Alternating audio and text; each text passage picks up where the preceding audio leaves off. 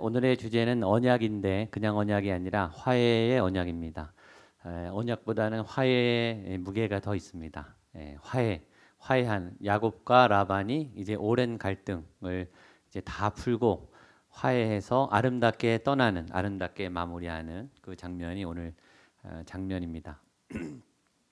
야곱의 마지막은 늘 위험했습니다. 그리고 불안했습니다. 잘 지내다가 꼭 마지막에 도망가고 또 마지막에 훔치고 또 마지막에 발뺌하고 또 마지막에 이 공동체를 엉망으로 만들어 놓고 뒷수습을 하지 않고 도망치는 그런 마무리가 약한 야곱, 떠남이 약한 야곱, 그 야곱을 하나님이 좋은 마무리로 바꿔 주십니다. 라반에게 붙잡혔어요. 아마 목숨도 아마 위험했을 것 같아요. 재산은 고사하고 아마 야곱의 생명도 위험했을 때 하나님이 라반 앞에 나타나셔서 복수를 멈추라고 또 야곱을 놔두라고 하나님이 막아 주셨습니다. 그 하나님의 은혜로 이제 라반이 마음을 풀고 화해를 하게 된 그런 사건입니다.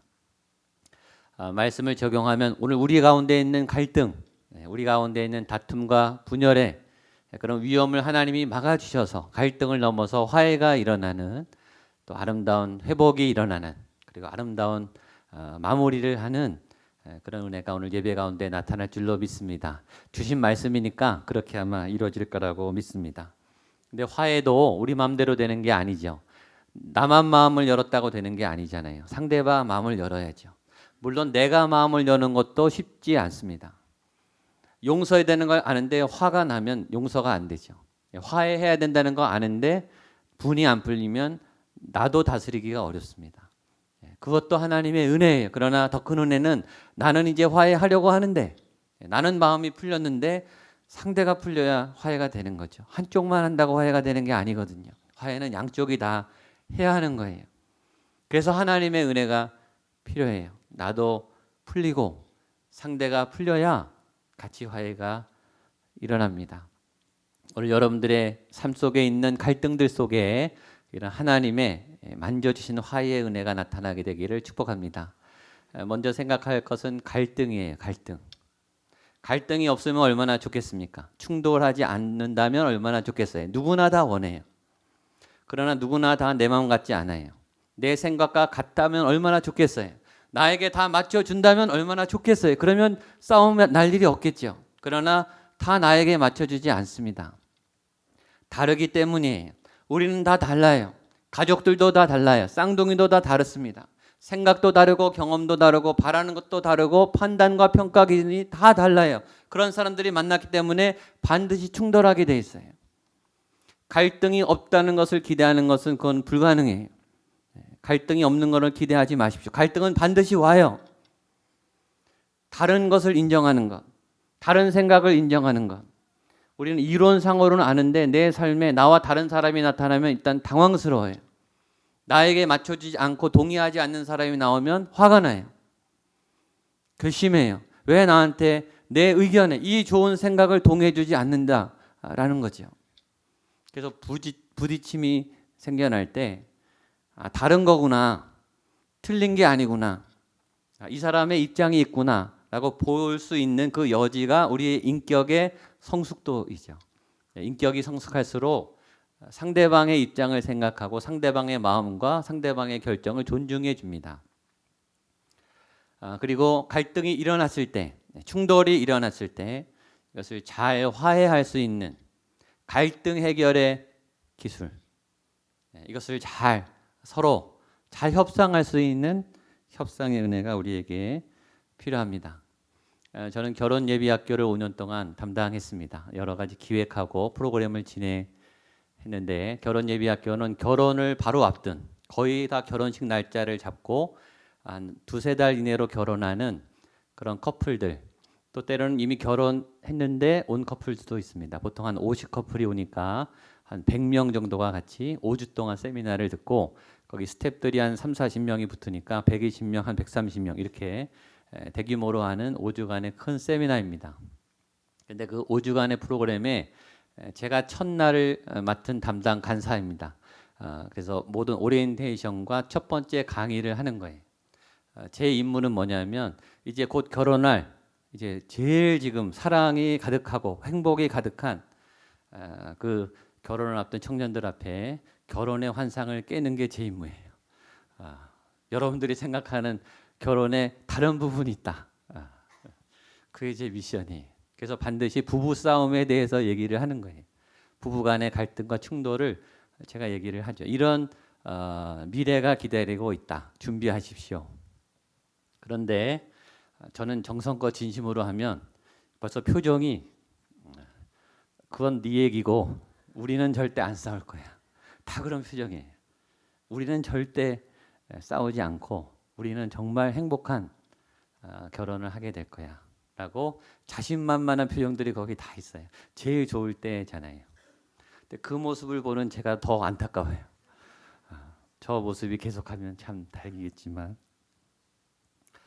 제가 커플 상담을 하든지 부부 상담을 할 때 꼭 물어봅니다. 잘 싸우십니까? 얼마나 자주 싸우십니까? 그럴 때 많은 분들은 우리는 잘 안 싸웁니다.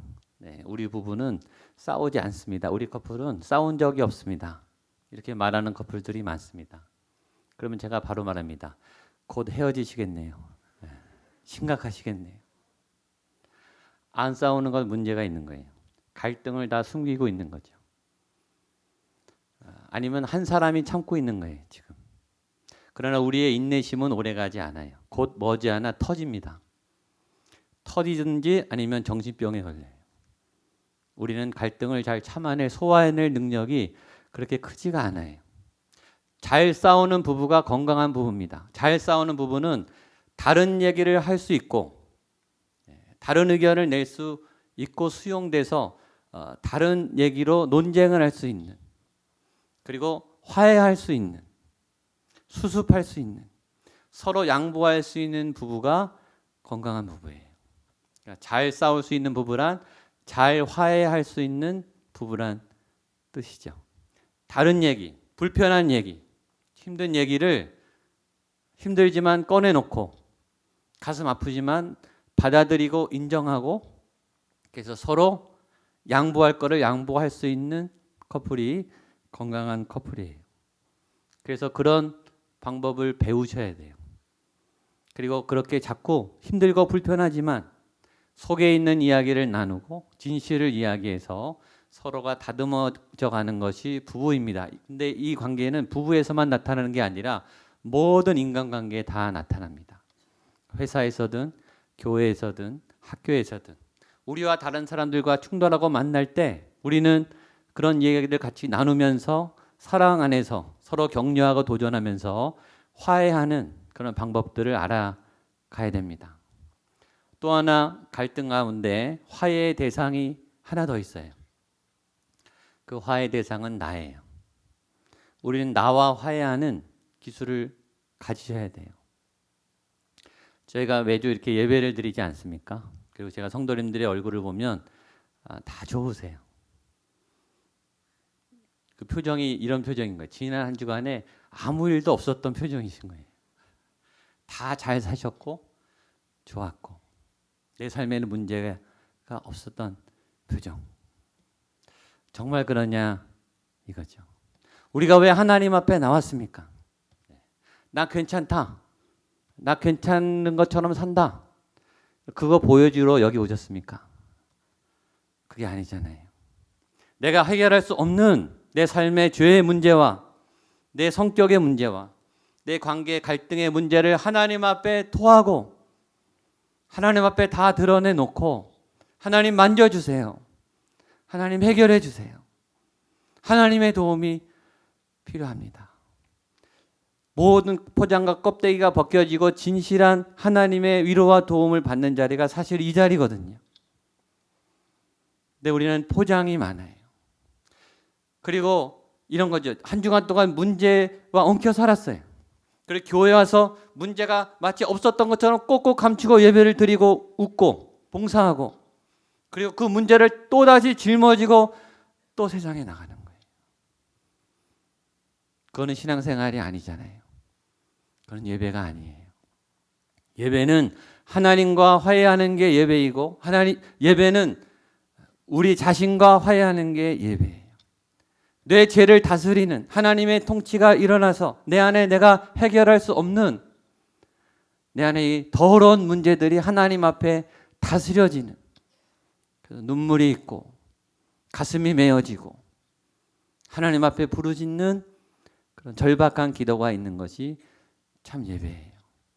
저는 우리 교회 예배가 앞으로 그렇게 바뀌어가게 되기를 바랍니다. 사람의 어떤 체면보다, 우리의 껍데기보다 우리의 중심을 드리고, 그래서 수요일은 부르짖는 기도를 하는 거예요.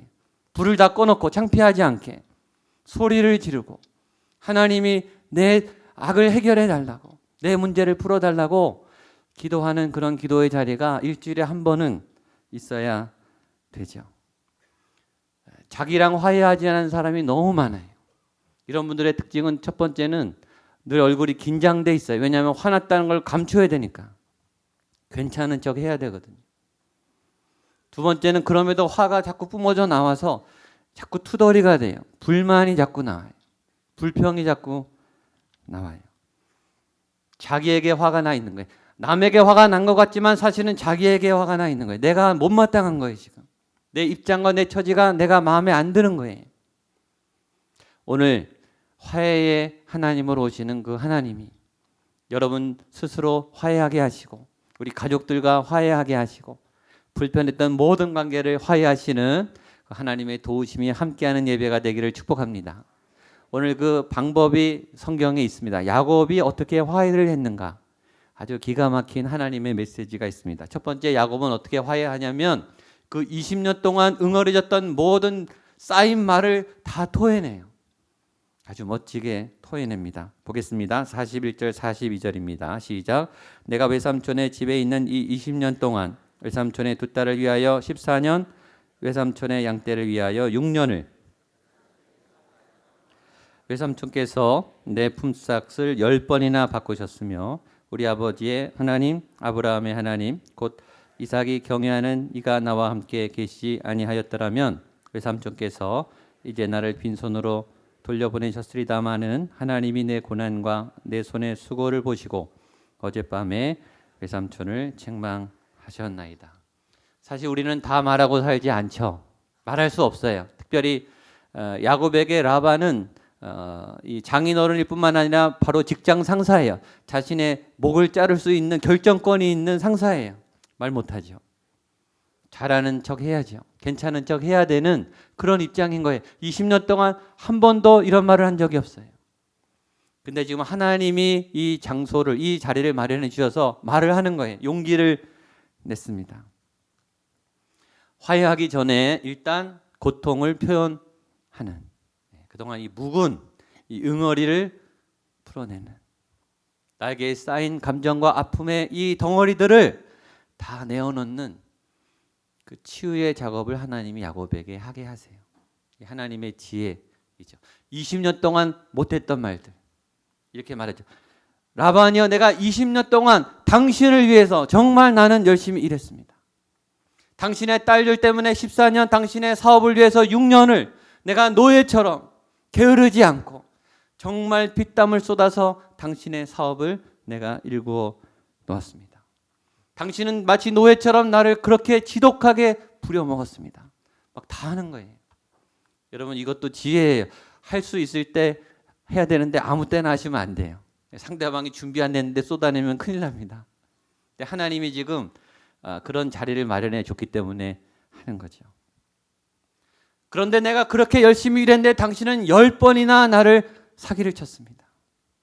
나는 당했고 속았고 착취당했고 나는 다 뺏겼습니다. 나는 억울하게 20년을 지냈습니다. 그 속에 있는 이 말을 막 꺼내서 막 이제 해대는 거예요. 이런 날이 오면 좋겠죠. 후련한 날. 그러나 사람은 때로 이런 말이 감당이 안 돼. 그래서 그럴 때는 하나님께 하시면 돼요. 하나님께. 하나님, 나 힘들었어요. 하나님, 나 억울해요. 하나님, 내가 언제까지 참아야 되는 거예요? 내가 지금 잘 참고 있나요? 하나님, 빨리 도와주세요. 하나님, 견디기가 힘들어요. 하나님, 도와주십시오. 시편 62편에 하나님이 너희의 마음을 토해라, 그렇게 하나님께 뱉어내라 라고 말하고 계세요. 같이 읽어보겠습니다. 시편 62편 8절입니다. 시작. 백성들아 시시로 그를 의지하고 마음을 도하라. 하나님은 우리의 피난처시로다. 한 번 더 읽겠습니다. 시작. 백성들아 시시로 그를 의지하고. 이 말씀은 굉장히 힘이 되면서 굉장히 무서운 말이에요. 왜냐하면 백성들아 너희의 마음을 토하라. 아픔을 토해라 라는 말은 뭐냐면 아픔을 토할 일이 생긴다라는 뜻이죠. 고난을 안 막아주겠다는 말이야. 하나님이 고난을 허락할 때니까 넌 당할 준비를 하고 억울할 준비를 하고 준비할 때 힘들면 그러나 토해라 이런 뜻이거든요. 고난이 온다는 뜻이에요. 너가 고난을 당하게 될 거다라는 무서운 말이에요. 그럴 때 고난이 오면 너는 그것을 갖고 있지 않고 누르지 말고 이것을 밖으로 뿜어내서 표현하라. 말하라. 하나님 앞에. 근데 얼마나 이런 일이 자주 있냐면 시시로 이렇게 돼 있습니다. 자주 온다는 거예요. 너무 무서운 말이죠. 굉장히 부담스러운 말이에요. 이거는 교회 다니든 안 다니든 상관없어요. 다 옵니다. 시시로. 고비 하나 넘으면 새로운 고비가 오지 않죠. 또 이 말 안에 이런 뜻이 있는 거예요. 너는 그 고난을 감당할 만큼 강하지 못하다. 괜찮은 척하지 말아라. 아무 일이 없는 것처럼 포장하지 마라. 너 더 이상 참으면 큰일 난다. 토해야 된다. 도움을 받아야 된다. 강한 척하지 말아라. 너는 약하니까 견딜 수 없으니까 힘들다고 도와달라고 하나님 앞에 가서 말하라. 더 늦어지기 전에, 더 큰일 나기 전에 빨리 하나님께 가서 도움을 청해라. 야곱이 지금 20년 동안 쌓인 이 감정과 이 분노의 말들을 라반에게 쏟아내고 있어요. 막 다 잃르잖아요. 지금 막 고발하죠. 당신은 사기꾼처럼 나를 속였습니다. 그 다음에 말해요. 그러나 나는 잘 됐습니다. 그럼에도 당신이 나를 그렇게 괴롭혔는데 나는 잘 해냈습니다. 내가 보십시오. 지금 부자가 되지 않았습니까? 내가 당신이 그렇게 많은 방해와 공작을 했는데 내가 잘 되지 않았습니까? 당신의 아들들이 헛소문을 냈지만 진실은 내 손으로 한 겁니다. 난 잘했습니다. 그리고 마지막에 말해. 그러나 이것은 하나님이 도와준 겁니다. 하나님이 나를 도와주셨기 때문에 내가 당신의 그 어려움 속에서도 나는 이렇게 여기까지 올 수 있었습니다. 야곱의 결론은 하나님이에요. 여러분의 결론도 하나님이 되기를 축복합니다. 이 말을 들으면 전에 라반 같으면 불편해야 돼요. 그리고 말을 중간에 막 끊었을 거예요. 어딜 감히 말합니까? 사위가. 어딜 감히 말해요. 고용주한테. 바로 아웃시킬 수 있죠. 근데 놀라운 것은 라반이 들었다는 거예요. 이게 기적입니다. 43절 44절입니다. 시작. 라반이 야곱에게 대답하여 이르되 딸들은 내 딸이요 자식들은 내 자식이요 양떼는 내 양떼요 내가 보는 것은 다 내 것이라. 내 딸들과 그들이 낳은 자식들에게 무엇을 하겠느냐. 이제 오라. 나와 내가 언약을 맺고 그것으로 너와 나 사이에 증거를 삼을. 말은 멋있는데 한마디로 말하면 이거예요. 그래 네 말이 맞다 이거예요. 그래 너 고생했다. 그래 내가 너 힘들게 한 거 인정한다. 여러분 이거는요 기적이에요. 라반은 그럴 인물이 안 돼요. 라반이 얼마나 이기적인데. 이기적인 사람은 남의 입장을 생각하지 않아요. 라반이 얼마나 지독하냐면 사위도 속이고 딸들도 다 이용해 먹을 만큼 철저한 사람이에요. 치밀한 사람이고 굉장히 자기중심적인 사람인데 지금 사위의 하소연을 사위가 막 자기를 욕하는 걸 다 듣고 있어요. 그리고 네 말이 맞다. 계약하자. 내가 허락한다. 이 얘기를 하는 거. 이거는 기적이에요. 하나님의 은혜예요. 하나님이 은혜를 주셔야 화해가 일어납니다. 우리가요 잘못한 거 아는데 잘못했다고 말하기가 어려워요. 이 목구멍까지는 올라와요. 미까지는 되는데 미안하다 이 말이 안 나와요. 우리 자존심이 또 있거든요. 우리가 참 못돼 먹었어요. 내 고집이 내가 안 꼈거예요.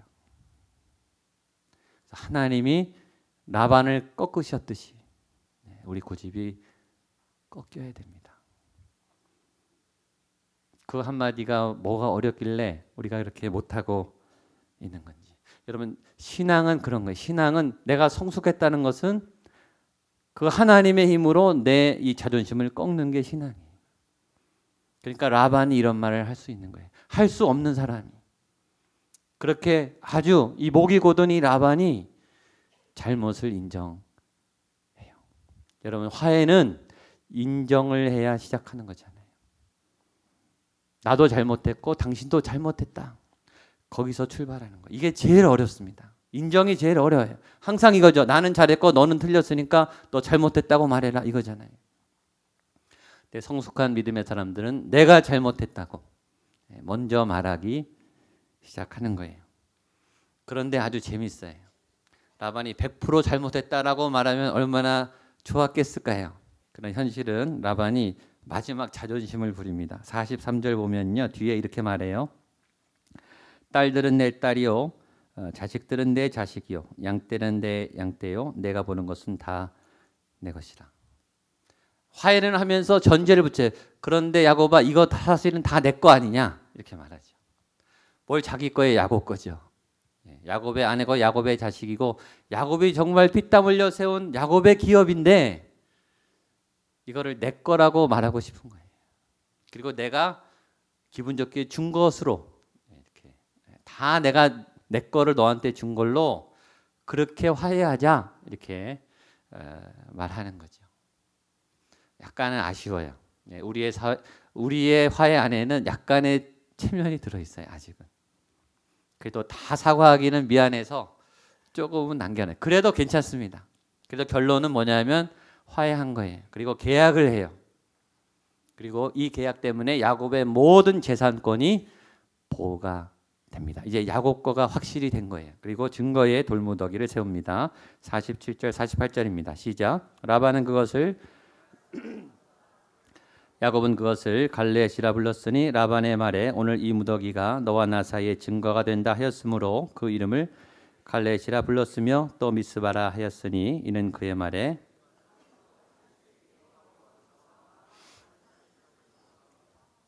여기에 화해 또 하나의 굉장한 중요한 지혜가 필요해요. 화해가 했잖아요. 그리고 끝나면 안 되고 화해의 증거를 사인으로 남겨놔야 돼요.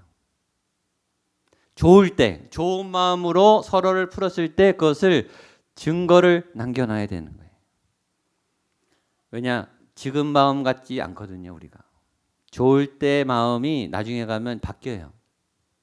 말로만 하면요, 말은 언제든지 뒤집을 수 있죠. 그때 그 말이 아니었다, 이렇게 말하면 돼요. 증거가 있어야 돼요. 그래서 좋은 거 얘기하고 결정할 때 증거를 확 잡으세요. 돌무더기. 이 말은 여가에서 하두다는 증거의 돌무더기라는 뜻입니다. 여러분의 그 좋은 계약과 언약이 뒤틀리지 않도록 지혜롭게 증거를 확보해 놓으세요. 이 증거를 확보한 이유는 그 다음에 나옵니다. 경계를 넘어서지 않기 위함입니다. 51절 52절입니다. 시작. 라반이 또 야곱에게 이르되 내가 나와 너 사이에 둔 이 무더기를 보라. 또 이 기둥을 보라. 이 무더기가 증거가 되고 내가 이 무더기를 넘어 내게로 가서 해하지 않을 것이요 내가 이 무더기 이 기둥을 넘어 내게로 해하지 아니할 것이니라. 여러분, 싸움이 왜 생기냐면요, 경계를 넘어서면 싸움이 생겨요. 내 권리가 침해받았다 그러면 일어나게 싸우게 돼 있어요. 그러나 우리도 모르는 새에 경계를 넘어가거든요. 그러니까 이 계약은 뭐냐면 경계를 넘지 말자. 부부의 경계가 있어요. 남편이 아내의 어떤 경계를 넘으면 안 돼요. 아무리 부모일지라도 자녀들의 경계를 침범하면 안 돼요. 거기 싸움 납니다. 경계선을 잘 세우고 경계를 잘 지켜야 돼요. 이것이 계약이에요. 그래야 서로가 보호가 되고 존중됩니다. 너무 마음이 착한 분은 남이 내 경계를 들어온 걸 막 허용해요. 안 돼요. 자르셔야 돼요. 그만, 못 들어와. 이건 내 영역이야. 당신 거기까지 더 이상 들어오지 않았으면 좋겠어. 여러분의 경계를 보호하셔야 돼요. 계획을 잘 세웠습니다. 그리고 이제 각자의 자리로 돌아갑니다. 마지막입니다. 53절로 55절입니다. 시작. 아브라함의 하나님, 나홀의 하나님, 그들의 조상의 하나님은 판단하옵소서 하매 야곱이 그의 아버지 이삭의 경외하는 일을 가리켜 맹세하고 야곱이 또 산에서 제사를 드리고 형제들을 불러 떡을 먹이니 그들이 떡을 먹고 산에서 밤을 지내고 손자들과 딸들에게 입맞추며 그들에게 축복하고 떠나 고향으로 돌아갔더라. 맨 마지막 메시지가 중요해. 떠나 고향으로 돌아갔더라. 이 떠남은 축복된 떠남이 하나님이 비극의 떠남을 역전해서 복된 떠남으로 바꿔주셨습니다. 여러분에게 이런 마무리가 이런 떠남이 이런 아름다운 끝맺음이 있게 되기를 축복합니다. 그 다음에 경계를 정한 다음엔요 각자의 삶으로 돌아가야 되는 거예요. 간섭하면 안 되고 그 계약의 자리를 떠나야 돼요. 그 다툼의 자리를 떠나셔야 돼요. 어떤 분들은요 계속 분노하면서 살아요. 계속 억울해하면서 살아요. 그 자리를 떠났지만 그 생각이 계속 따라가서 자기의 삶이 어둠으로 점령당해 있어요. 과거에 묶여 사시고 그래서 현재에 집중을 못해요. 아까워서 억울해서 힘들어서 계약을 했으면 거기 다 내려놓으시고 다 남겨두고 여러분의 삶의 자리에 가셔서 홀가분하게 믿음으로 열심히 사셔야 되는 거예요. 과거에 매이지 마시고 어떤 분들은 복수하면서 평생을 낭비해요. 과거의 그 사건 때문에 매여서 현재와 미래를 다 빼앗겨요. 그게 아니라 떠나 고향으로 돌아갔더라. 내가 충실해야 되는 삶의 터전, 내가 돌봐야 될 사람들, 내가 땀 흘려야 되는 그 현장에 가서 또 열심히 각자 열심히 살았더라. 이게 마무리예요. 이게 좋은 결론이죠. 이런 아름다운 결론이 우리 모든 성도님들 삶에 나타나게 되기를 축복합니다. 기도하겠습니다. 하나님, 우리는 갈등하는 존재입니다. 사과할 수 없는, 잘못했지만 미안하다고 말하지 못하는 하나님 그런 목이 곧은 자존심이 강한 영혼들입니다. 하나님이 꺾어주셔야, 하나님이 인정하게 하셔야 우리는 받아들이고 고백합니다. 하나님, 우리가 가족 가운데 그리고 회사 생활에서 교회 생활에서 마음에 앙금이 남아있고 응어리가 져 있습니다. 하나님, 우리가 풀 수 없습니다. 주님 오셔서 풀어주시옵소서. 화해의 하나님, 우리의 모든 굳은 마음을 녹여 주시옵소서. 내 문제로 나에게 화가 나 있는 사람들도 있습니다. 주님, 내 안에 이 헛된 자존심과 복수심과 이 분노의 마음도 녹여 주시옵소서. 화해를 하며 증거의 돌무더기를 세우며 또 각자 준 삶의 자리에서 열심히 달려가는 믿음의 경주를 이뤄나가는 믿음의 삶 살게 주여 인도하여 주시옵소서. 예수님의 이름으로 기도하옵나이다. 아멘.